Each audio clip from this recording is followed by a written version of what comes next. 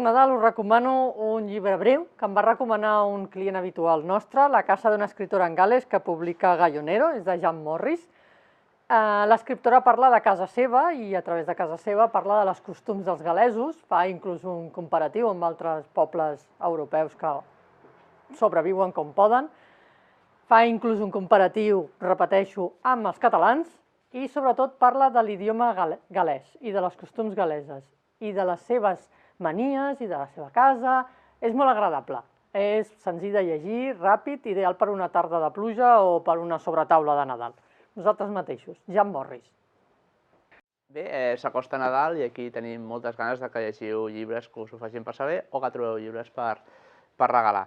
I jo us proposo aquest Tolstoi, Un matí del terratinent, publica a Cal Carrer i tradueix Miguel Cabal Guarro, i us el proposo perquè és molt divertit, amb un humor, jo diria fins i tot tendre. Tolstoi ens mostra la realitat dual d'aquesta Rússia, on hi ha un terratinent que vol fer el bé i vol ser bo i vol ser just, i els seus treballadors, els seus pagesos, que viuen al dia, que tenen una vida miserable i que ell vol canviar, però la realitat tossuda de la vida del dia a dia fa que això sigui molt difícil, quasi impossible. I tot té un regust d'humor molt amarg, però que no deixa de fer-te somriure quan vas llegint tot el que li passa en aquesta passejada matinal d'aquest pobre príncep en les seves terres de la Rússia profunda del segle XIX. Per tant, Un matí del terratinent, gaudiu, rieu i penseu. No sé si aquest és el llibre més oportú per Nadal, però jo crec que tots els llibres són oportuns sempre, el llibre és bo, i això és el que m'ha agradat del llibre. Clàudia Pujol, els casos més importants del forense Narcís Verdalet. Sembla ser que hi ha una sèrie per la televisió, jo no veig la tele, etc. Però això no és un llibre de crims. Això és un llibre de morts, de cadàvers. Molt oportú per Nadal. Però sempre hi ha gent que no té ganes de xirinola.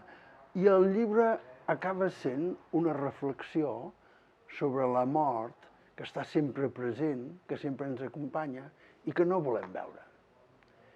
M'ha semblat que hi ha gent que no té ganes de campanetes i d'estelletes i que un llibre així, que no és un llibre de crims, no, són diferents morts i com es descobreix com aquella persona és mort.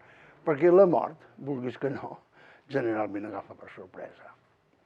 O sigui que us convido a llegir un llibre en què es veuen, no sé com dir-ho, és que no m'ho imaginava. Això una amiga meva, la Irene Planells, me'l va aconsellar i jo vaig pensar, va.